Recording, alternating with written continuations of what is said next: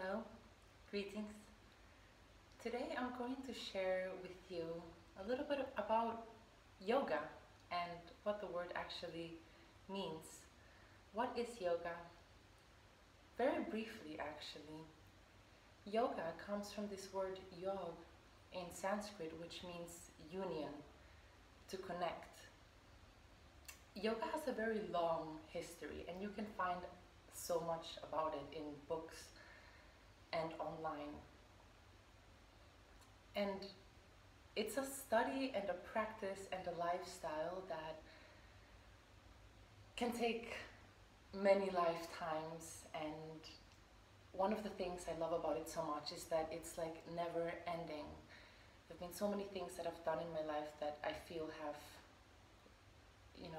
served their purpose, come to a conclusion, and then beginning with something else. And for me, yoga is something that never ends. It's like a means and an ends together at the same time. So yoga is union. Union of what? Everything is connected. And I know that this sounds very, very new agey, but the point of yoga is to unite your concept of your your finite self, which is not only a concept. We are in many ways limited to live in this world, and yoga is like connecting this finite ways of being and this finite self with a universal self, with a spirit self, which is ultimately our real self. I remember I once went to a yoga class, and the teacher was like, the point of yoga is to prepare for death. And this sounded like a little bit of like an extreme thing to say, but there was something to it, because there's this idea that when we die, we actually wake up to the true reality, where we become aware that all of this is just a dream.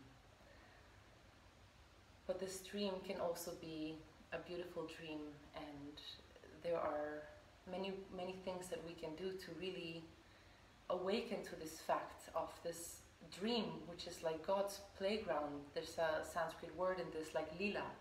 Lila is like God's playground. So there are things that we can do in life to really live in harmony, in unison with the beneficial forces of the universe. And yoga is such a beautiful way, such a beautiful path to do this. So yoga is not standing on your head, but standing on your head can be one of the many things that you can do to unite with a certain energy. So you can look into it, like what are the limbs of yoga, what are the yoga practices that you can do. It's so broad, there's so much you can do, but you can also just choose to do just one thing and let that be your yoga. Like maybe your yoga is your prayer, maybe your yoga is every action that you do, like a karma yoga, like every action being an action from your heart. Giving it up, like when you give something up, it's like not for your ego, it's for the benefit of all, as a form of unison.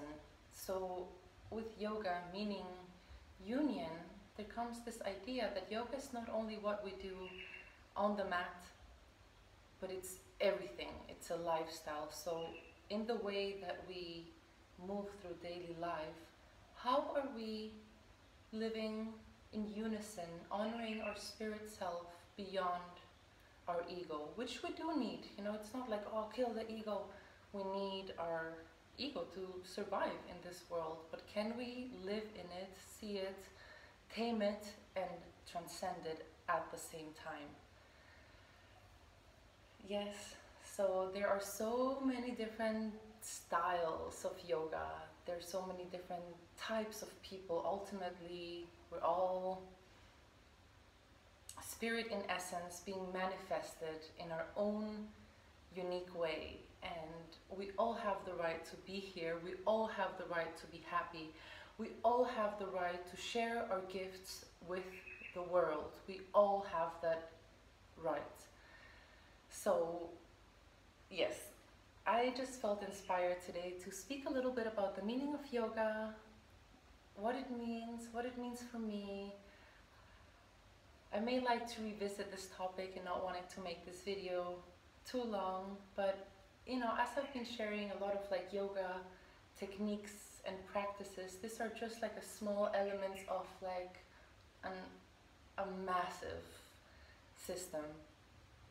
To be a yogi is not to be better than someone else. Like if you are a yogi who's a vegetarian and you're like judging other people and like being like harsh to people, like, and showing off like, oh, look at me doing my headstand and you can't do the headstand, like that's not yoga.